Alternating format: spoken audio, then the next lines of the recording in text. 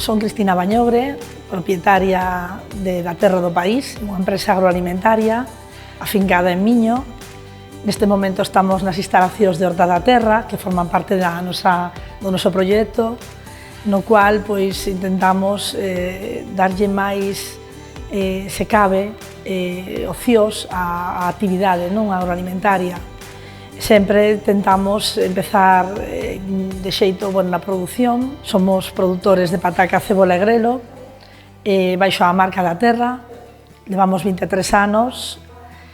Somos herdeiros dunha tradición onde a calidade do produto para nós é a nosa insignia.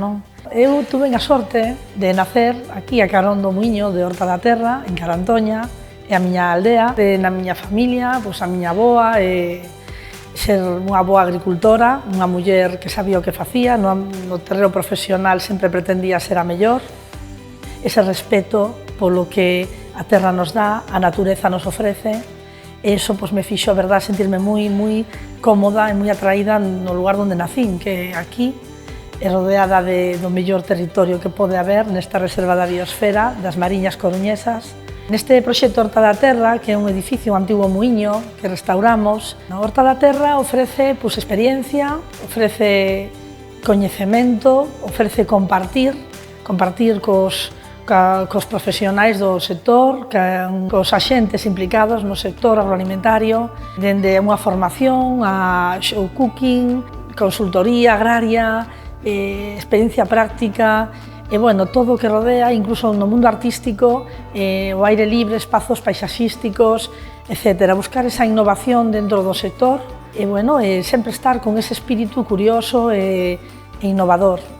Na miña vida profesional sempre tuve ese espírito de liderazgo que moitas veces nunha muller está visto como algo que non é bon, non?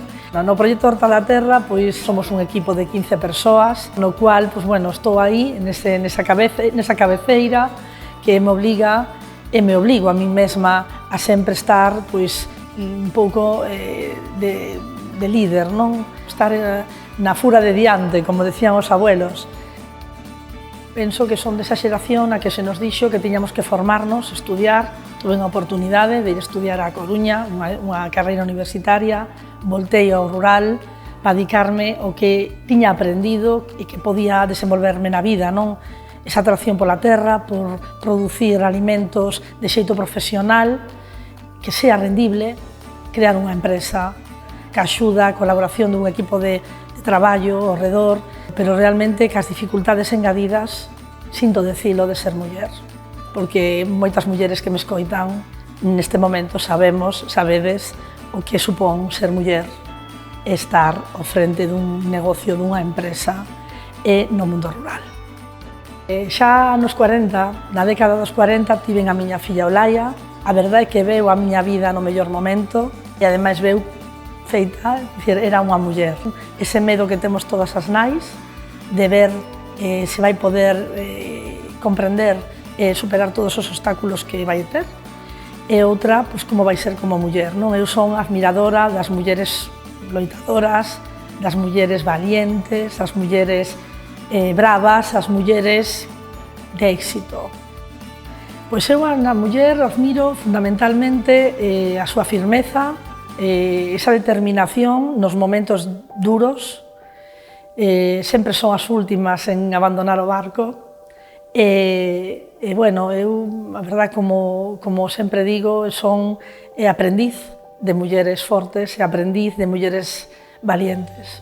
Me gustaría que a miña filla se quere quedar neste lugar onde naceu, no rural, que poida facelo, e para iso ten que poder vivir en liberdade e convivir en liberdade. As sementes se fan moitas veces de xeito conxunto, non somente de xeito individual. Eu podo transmitir a miña filla a miña experiencia persoal, pero hai máis fillas e hai máis que poidan tamén amosarllo. Esa unión en feminino, ese compartir experiencias, formas de ver a vida, formas de superar certas barreiras que todos tivemos que romper. Todo eso é un legado que temos que transmitir, me parece fundamental.